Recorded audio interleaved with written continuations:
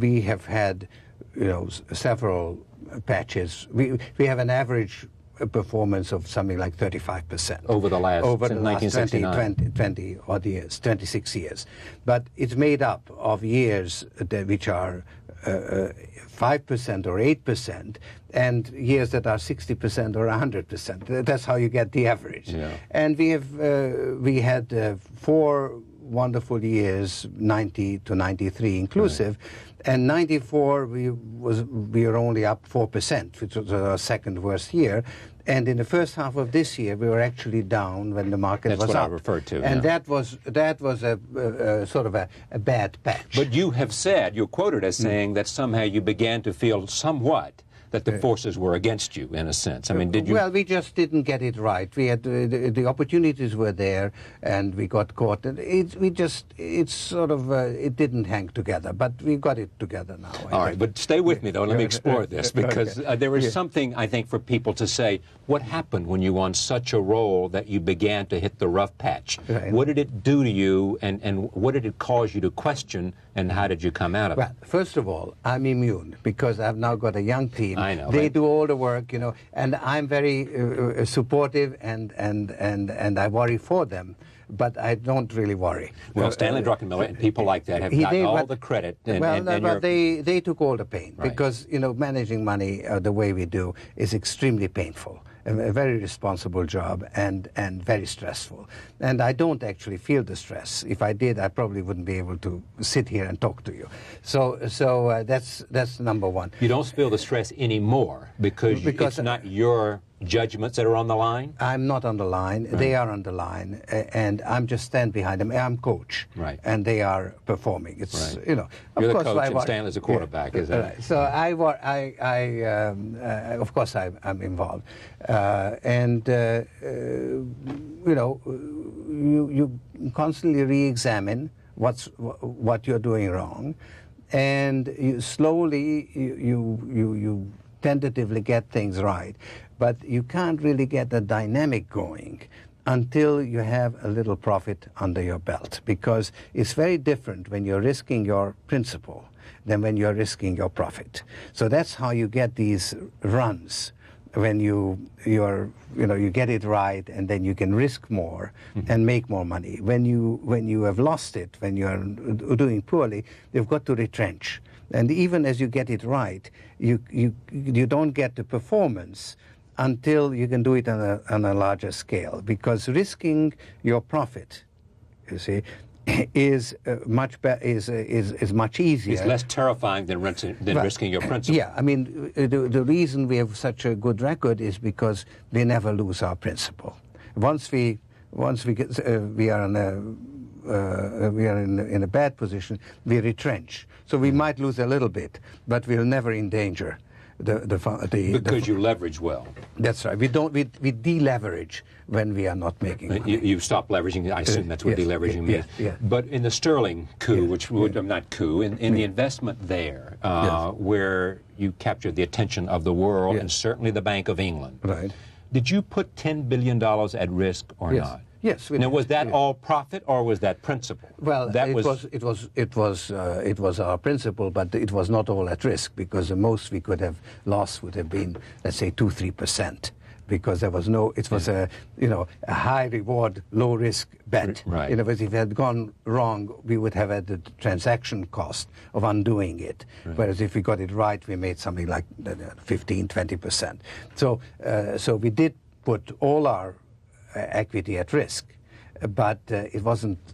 It wasn't really very much of an excellent. You weren't risking $10 billion. You were risking $1 billion or less, even less. Even less. That was substantially less. Yeah. We made $1 billion, but we made more than $1 billion actually. But we could have lost a few $100 million, which would have been perfectly acceptable. 1995. I want to move past business, but stay with me for a second. In 1995, the beginning of '95, when you began to, it was a rough patch.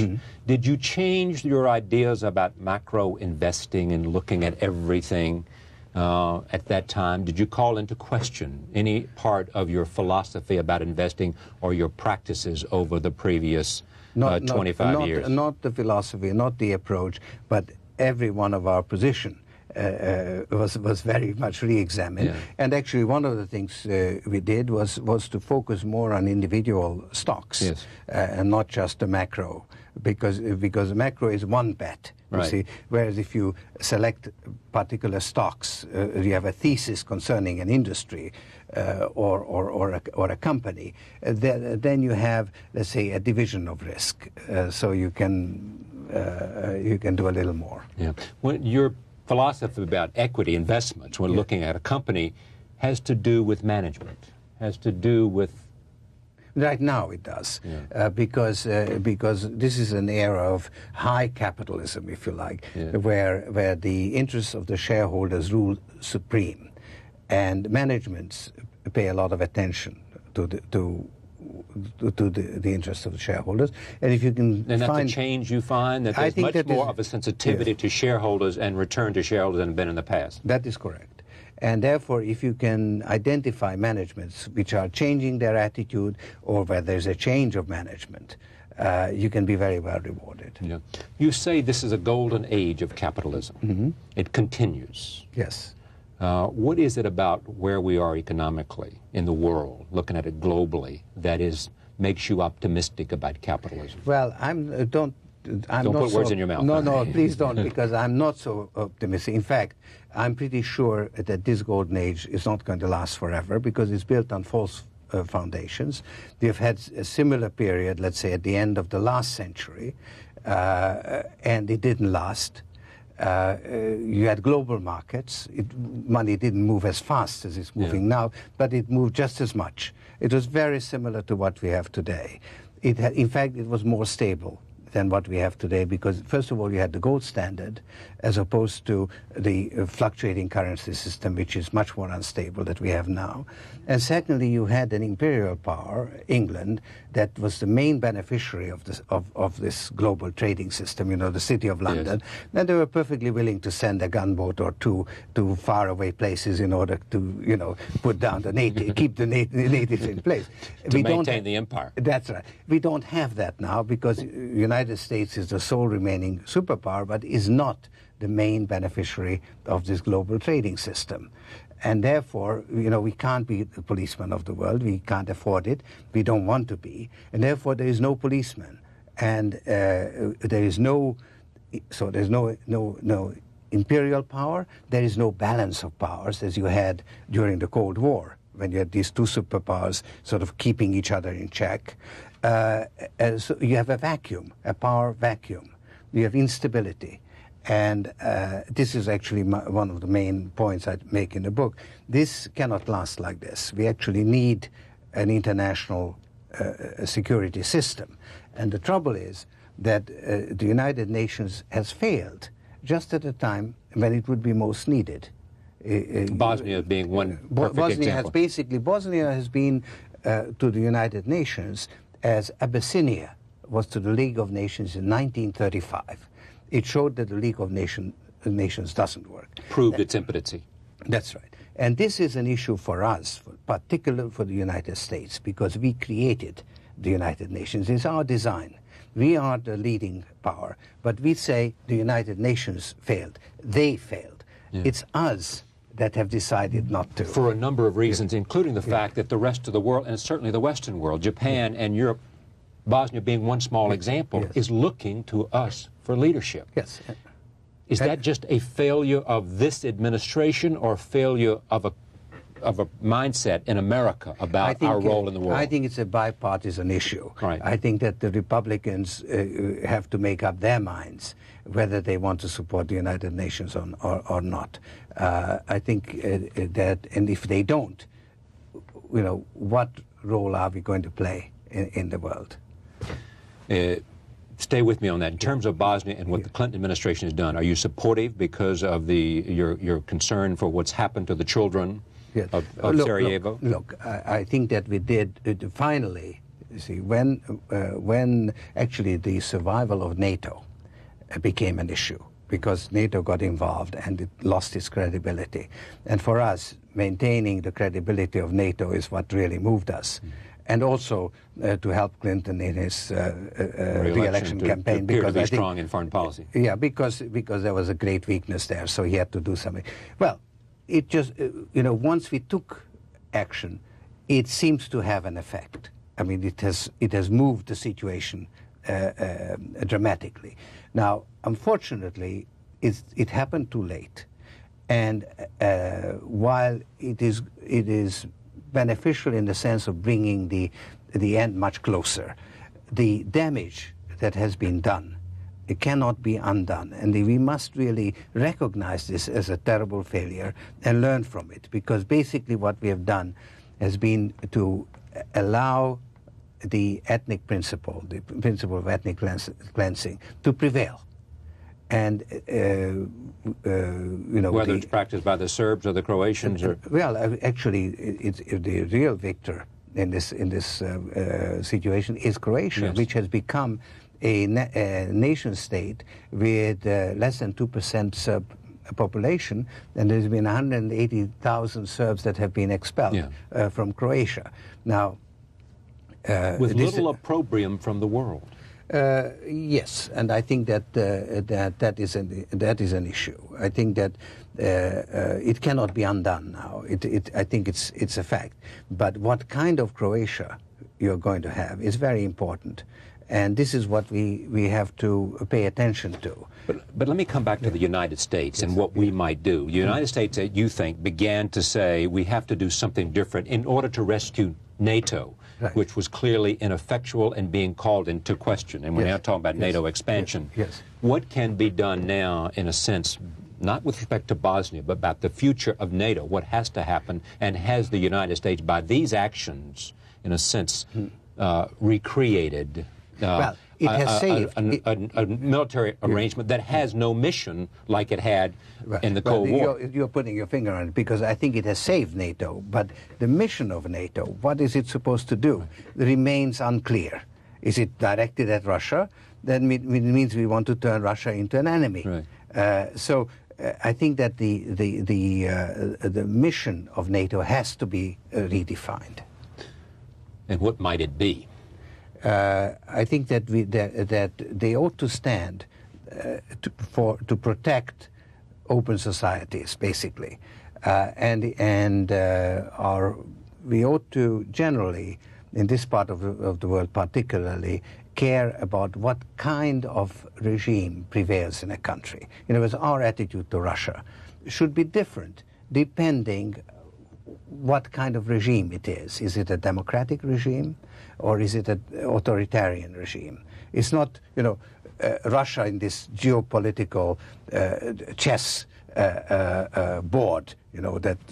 Well, but let me take that along. So let's assume it shifts to a totalitarian regime. Right. And moves away from any kind of democratic regime. Right. How should our posture towards that regime be different? Well, I think that our posture should be different before it shifts there. In other words, in order to promote one area or the other, one direction or the other. That's right. I mean, we had an incredible opportunity to help that part of the world to move towards democracy. That opportunity is now greatly restricted, because we are 5-6 years into the revolution. So again, you can't go back in time. But still, we could learn from the mistakes we made in the last 5 years and still work towards strengthening democracy in that part of the world. Was it difficult for you, because of your own experience in that area, to, over that period of years from the fall of communism and the fall of the wall and the decline of those regimes, to sit back and see opportunity and not watch, because I don't think the administrations, whether it was Bush or Clinton, seemed to know exactly what to do, and secondly, to know that they had the will of the people to do it in terms of investment? Well, you see, I didn't sit. I actually threw everything I had into it, and I'm very satisfied having done it. I would have liked to influence policy, and I tried. I tried to get to Bush before he met Gorbachev in Malta, which I thought was the last time, really, to change the direction from the outside. Yeah. I was unable to do that. So I think that I've succeeded in everything, not everything, but in most of the things that I could do on my own. And I failed in influencing the policy. But today, Strobe Talbot is the Deputy Secretary of State, is the principal architect of our policy towards Russia. Yes? Yes. He listens to you. He does. So you have influence Yes. on the part of the principal policymaker, not only towards Russia, but towards Eastern Europe. Yes. Right? No, I do now have access. No question. We actually work together. The country where I'm most engaged and we are really working together is Ukraine. Yes. Because there was a chance to change the direction. The country was sinking, it was disintegrating, it was failing. And a new president was elected, and for the first time, the West, under American leadership, had the wisdom to say, we will invest $4 billion if there is a reform program. So that, and now Ukraine has changed. Now, it's early days, it's very tough. I'm very engaged on working on it, and we have good working relations with the American government, with the international institutions. And I'm hopeful. Finally, in this one case, we are doing the right thing as much as one can from the outside. When asked, is your opinion also that we ought to push forward with NATO expansion regardless of what the Russian government says? I think I think that the issue is the question is raised the wrong way. Let Europe admit Poland and Hungary to the European Union. Security will take care of itself. Let us have a constructive policy towards Russia, and Russia will not object. So your idea is forget NATO, let them come into some other kind of economic arrangement or security arrangement rather than NATO, because it is NATO that inflames the Russians or causes at least their paranoia. There's a saying that war is an extension of politics. Right. I say let's concentrate on politics and not war. I mean, it's a failure of politics when we come to war. So let's deal with the political and economic situation in those countries. That puts you at odds, I think, with Henry Kissinger, who is one of the people who endorse your book. We could have a very good debate, because we do have a difference of opinion. All right. Let me come back to the world economic situation. You believe that you're bearish on the economic future of France and Germany. Bearish. No, I'm concerned. I'm concerned about the trend towards European disintegration. Yeah. That is to say, you have a disequilibrium situation after the reunification of Germany. And first there was an attempt to accelerate the integration. It peaked in the Maastricht Treaty. It failed in the process of ratifying that treaty, and now we are in a period of disintegration, and that I think is very harmful, because it puts us right back where we were in the interwar period. Nation states with different interests clashing. You mean between World War I and World War II? Yes. Right. And so this is now disturbing disintegration of the European Union. But you have said you're bearish on the economies of France and Germany. I read that over the weekend in the Washington Post. No, I'm bearish on the French stock market because Germany has a sort of set very stringent conditions on budget reductions. Insisted that France has to meet the criteria of the Maastricht Treaty in order to have a common currency. France is lagging, and there's now a confrontation shaping up between the independent central bank in France and the government.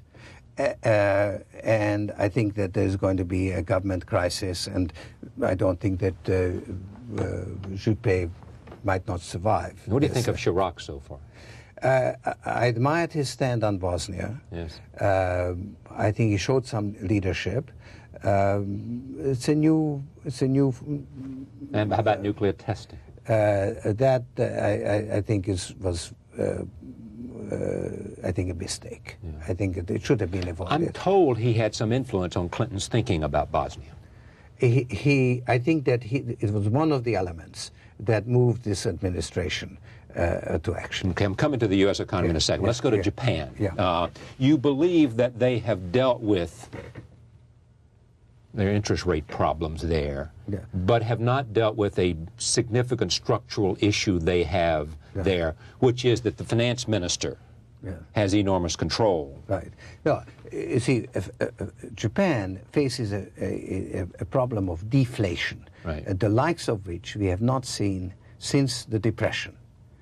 It's due to, prices are falling and economic activity is falling. It was a very disturbing development. The banking system is in deep trouble, a lot of bad loans. The government has taken steps to try to dig itself out of this hole. One of the ways of doing it is actually to try to get the yen down in value. This gives a little opportunity to people like me to make some money and dig ourselves out of the hole. Yeah, I know. You lost some money on the yen, did you not? That's right. So interest some money rates, is putting it lightly, probably. Interest rates have been reduced practically to 0.5%. Right. And finally, the yen is falling in value, and there's the problem of Keynes mentioned this problem of pushing on a string, but there are these holes in the banking system, so you can push a lot of string into those holes, so you will be able to do something. So I think that Japan will probably dig itself out, but it hasn't even started to deal with the structural issue which has gotten it into the hole. Because what people don't realize, we sort of so admire this fabulous industrial economic machine. miracle that's taken place there. The industrial machine, where Japan really has comparative advantage in practically every industry that it enters. Because they were modernized after the war and they had appropriate management. Yeah, I think it's talent. a lot. It has a lot to do with mentality. Right, that's what I want to say. Really sort of a work ethic, and in a way, sort of a feudal mentality, which is good for producing, but not very good for trading, not very good for playing financial markets. For that, you need a different mentality, a commercial mentality, and that they don't have. And because of that, they have a financial machine, which is under the control of the Ministry of Finance. It's run by bureaucrats and operated by bureaucrats, and they have actually frittered away practically all the wealth. All the profits of the industrial miracle. That's right. So there's this tremendous failure next to the tremendous success. We've been mesmerized by the success. We haven't paid attention to the failure. How about China? What's your feeling about China and all the talk about the potential of China, both as a market because of 1 billion plus people? Well, I have a little theory about China, and that is that the communist regime will be swept out of power by an old-fashioned capitalist bust. What do you mean? Well, because basically the regime has lost the mandate of heaven, so as they call it, namely the trust of the people, and is now tolerated because it delivers economic advance. Right. And it does it because it's opened itself up to capitalist. Yeah, it attracts foreign investment, which is the engine driving the. And if ever that engine goes into reverse, then you're going to have political trouble, which will push the foreign investors further into reverse, which will then create further political problems. So you could have a political and economic collapse together. Well, might it happen when Deng Xiaoping dies, after all, when he dies, because of the competition among... I think he's essentially dead. Yeah. I think he's dead. So I think that... I don't want to say that essentially dead. I mean, it's to all intents and purposes. So I don't know how. I'm not sufficiently close to it to be able to have a more concrete sense of it. But that's an interesting idea, that because that if the economic force brought by capitalism should falter, That's right. then it's the only thing that's propping up this regime because they have no political viability. They would say, I suspect, yeah, we do. We have an army, and that's how we maintain our power, and that's how we stay in power. That is true. That is true. You know, so we don't need any other kind of power. Yes, but I think that power, as Mao Zedong said, you know, power comes at the end of a gun barrel. That may be true, but that is irreconcilable with economic progress, because the army is a drain on the economy, and actually it is in China, I think, quite a severe drain. Also, I mean, the notion is, I mean, someone said to me the other day, you know, the reason that they want to sell, although they've canceled the contract of selling to the Iranians, was because so many of the people there's so much corruption at the upper levels who are taking advantage of those economic profits. Well, you know, and that corruption might become exposed. The second generation of the sons are the new entrepreneurs. Yeah, of course, it's the same in Russia. The United States. You think we have successfully managed a soft landing? That's right. You know, I think I think that our economy is in very good shape. Inflation is under control? Inflation is under control. The economy is not going into any kind of a recession. It's not overheating. There's a lot of increase in productivity. I think that this whole technological revolution, the information revolution, incidentally, it means that our cost of living index is out of whack. We have been overstating the cost of living, and if we reduce it, that would relieve the budget of the COLA, you know, and that cost I think, of living adjustment. Yes, right. And that I think has great, very bullish implications for the market. Now, until I read you had said that, I had no idea about this notion that inflation is 1% less. Yes. You know, is this widely discussed or thought about, or is this simply an argument that you have? No. It is. It has been a commission, and it's very much in the works. It's a question whether it is really as much as 1% or not. But you have said it'll save us $160 billion. That's right. You know. That's right. Yes. That's not somehow it's not in the market yet. Yeah. Why isn't this a ringing endorsement of President Clinton? Actually, it is. I mean, if that's the issue, he's done well for the economy. It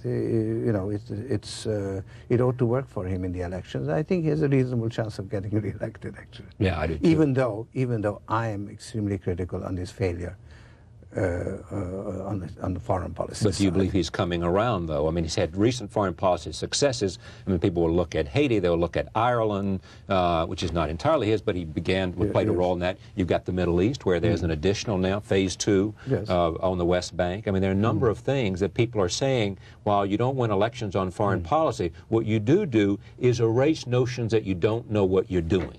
That's probably right. That's probably right. I find it rather hard to take that that's the only motivation that seems to be driving the administration, because I think that we have greater responsibilities in the world. Are you supporting him or not? I supported him last time, but I can't at this point. I can't because of our foreign policy failure. But I may revise my view. I haven't decided how. Do you have? You don't have a candidate then? No, I don't have a candidate, and I don't intend to mix in domestic politics. I think that I do have a foreign policy agenda, but it's really a bipartisan agenda, and I don't think I can advance it by sort of taking sides. Let me talk about you and your biography, which we have talked about before on this program. Born in Hungary, when you were 14 years old, your father taught you, you say, in a masterful way, the art of survival. Yeah. What did you mean? Well, because, this was the German occupation. We would have been taken away and killed. And he had enough sense because of his previous experiences, to realize that the normal What do you mean rules, his previous experience? Well, he was a prisoner of war in Russia, right. and he escaped, and he lived through the Russian Revolution, and he came back from that a changed man, because he saw this turmoil, fighting, and I mean he went through a horrendous experience, and that taught him a lesson which then came in very useful. He in turn taught me a lesson which came in useful to me. Which is the art of survival, which is... Well, tell it's me more. basically that there are times when the normal rules don't apply. You see, the way you've looked at the world is just not applicable because the world has changed. It's a revolutionary situation. When has it been applicable in your life, and when has it been employed in your life? Well, it was certainly had this experience with the Nazi regime, then the communist regime, the beginnings of the communist regime, and then actually I've kind of specialized on these far from equilibrium situations in the financial markets. That's been my specialty. But explain more. In other changes, you see, people generally play with a certain set of rules. Right. And I am particularly interested in changes in the rules of the game. And so I'm looking for the new game and the new rules, how they are played. So because I'm attuned to that, I can sort of sometimes anticipate or understand these periods of regime change when something really new is happening. Let's say anything to do with technology, let's say internet is something really revolutionary. It's something probably comparable to the invention of printing, and is happening currently. Now that changes a lot of things in technology stocks. And was that the reason for the investors' enthusiasm for Netscape? That's right. That's right. Now that may be, of course, an exuberance, but still, that is far from equilibrium. That's a revolutionary change. That is just the internet, in your judgment, the World Wide Web, is as important as the printing press. Yes, I think it will change, the way we do many things. Not just, I mean, the way we do research, the way we do our shopping, the way we communicate with people. To a large extent, I think it will replace television because it will replace the newspapers, because we'll probably get the information sort of collated for us. Yes. So I mean, it's too difficult to anticipate. But do you have a clear vision? No, I don't have a clear vision. I just have a vision that there's some You know that there's a moment of change. I have a chaotic vision, not a clear vision.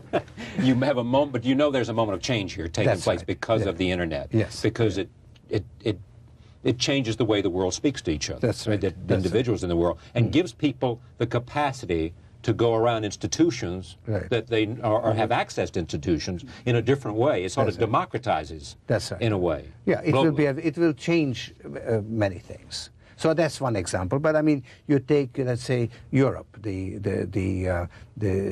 integration and disintegration of Europe. Those are, what we talked about. It makes me bearish on the French market. So those are the changes that I look at. Now, does that still mean you adhere to macro investing, or is it? Oh yes, of course. And that basically is looking at a series of forces that you think. Yes. Whatever the currency you're looking at, whether it's bonds or stocks or commodities or currency. Right. Well, if it's a macroeconomic change, then you've got sort of macro instruments like bonds, or which allow you to play them. Yeah. How have you changed after all of this money and all of this attention? I mean, what has it caused you to do with the way you live your life and choices you make for yourself?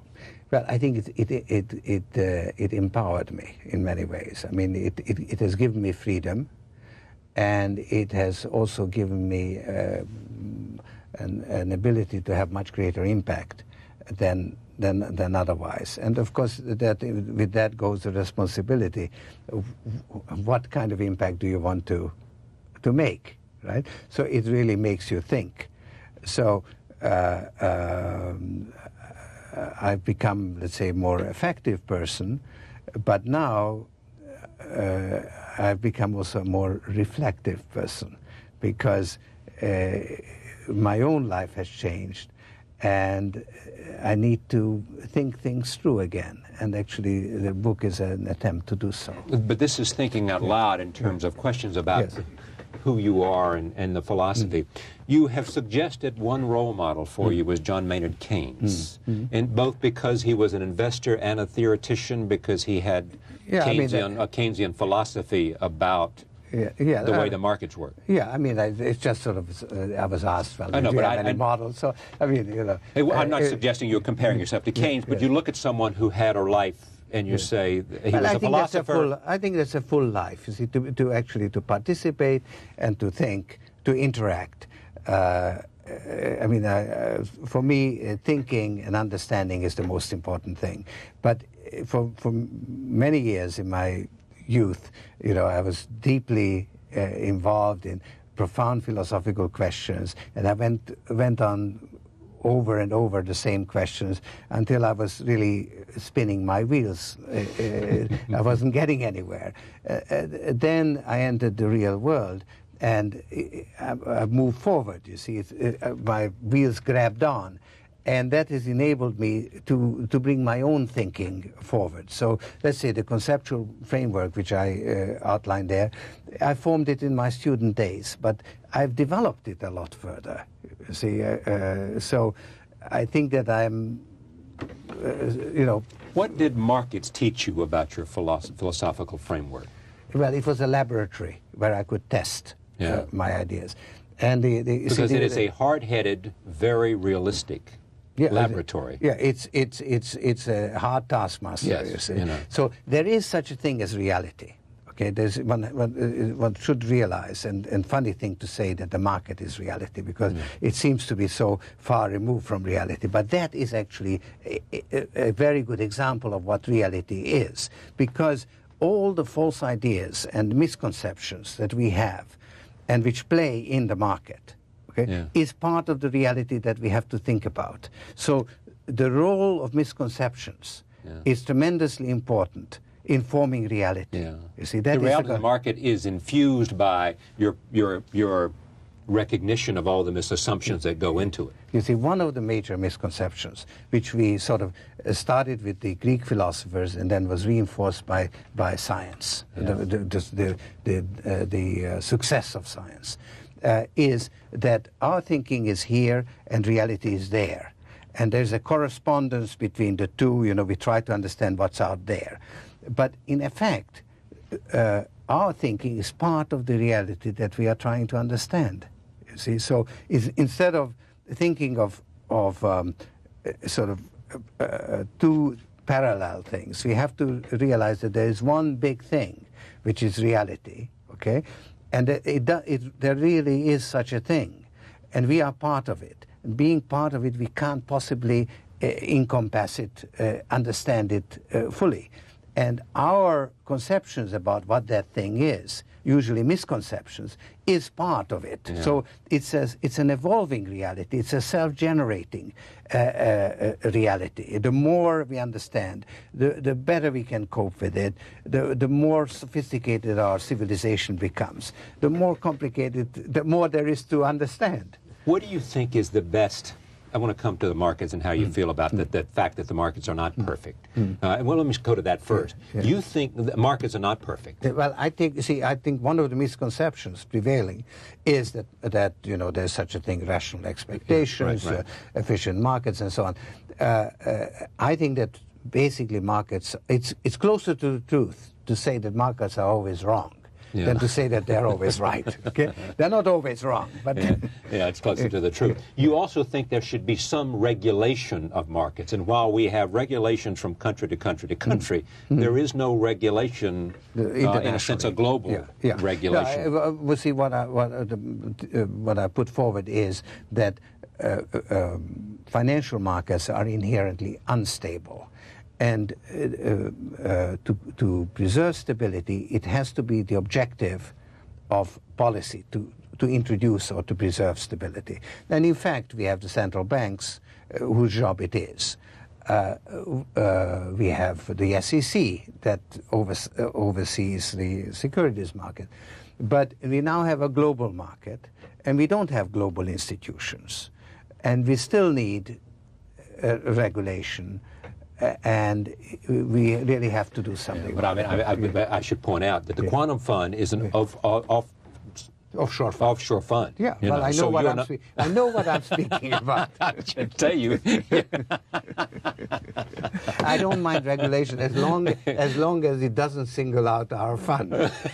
As long as it applies to everyone equally. It's okay to regulate, but don't regulate offshore funds. No, it's all right to regulate offshore funds as long as they are not singled out. You know, and particularly we are not singled out. For reprimand or for punitive. Right, okay. Right. You would like to see some regulation of derivatives. Yes. Yes, I think that clearly the instability in the yen showed that options can be very disruptive. They were very disruptive in the '87 crash. You know, that portfolio insurance was the use of a derivative.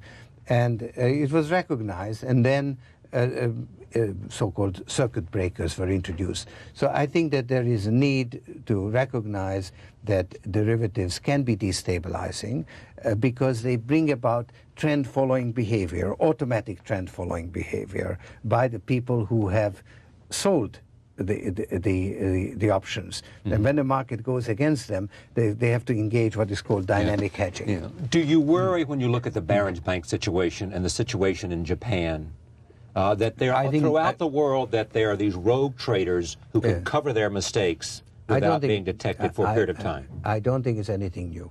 I think they've been around since the 18th century, or even in antiquity. So is new the volume? Is that what's new? The stakes, the money? Even maybe the size of the defaults are, because the size of the institutions is different.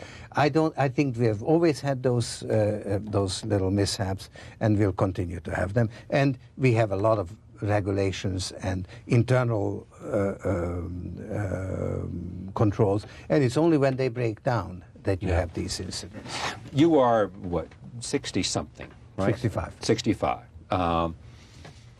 What do you want to do with the rest of your life? What is it that you hope you can accomplish? Whether you live 30 years or 5. Yeah, you know, since I'm a believer in an open society, I think this is an open-ended question. You see, you may change tomorrow. No, what I mean is that I really don't know.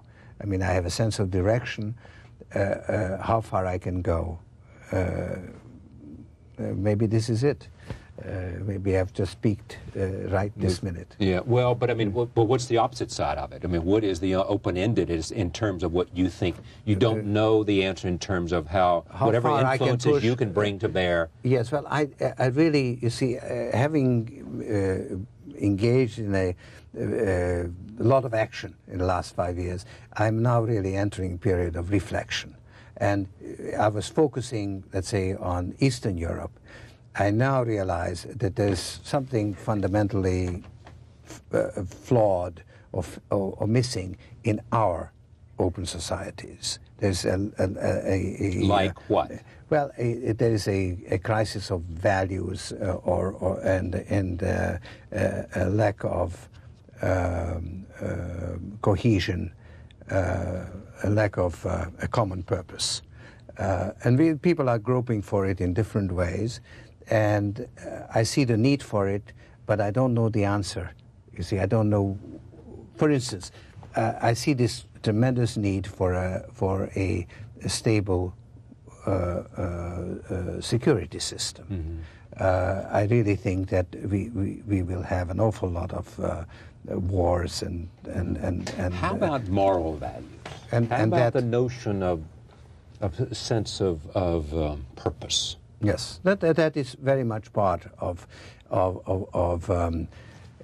questions of liberty and freedom. Yes, I mean, the question is, you see, you live in an open society. It means that we live in a global society, multicultural.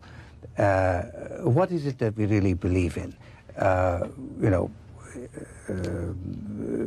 we have our values, the Japanese have theirs. Singapore tells us that Asian values are different from American values. There has to be something, you see, that unites us, something that we stand for. And I have this rather difficult notion that what unites us is that there is the recognition that our understanding of the world in which we live is imperfect.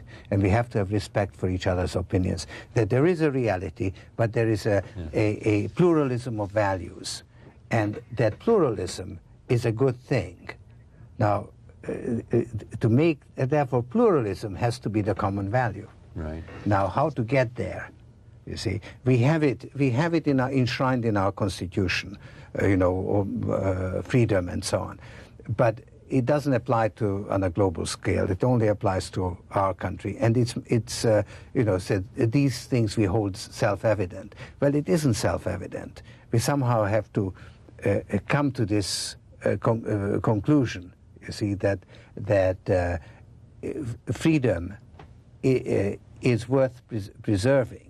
That it needs to be preserved, that it won't survive without our willingness to fight for it, to make some sacrifices for it. So there has to be, let's say, a common ground for which we are willing to stand. To stand for. Soros on Soros, Staying Ahead of the Curve, is a conversation between George Soros and Byron Wien of Morgan Stanley. I thank you, in which it talks about philosophy and business and politics. Thank you for joining us for this time. It's been a pleasure to have you here again. We thank you for joining us. Look forward to seeing you next time.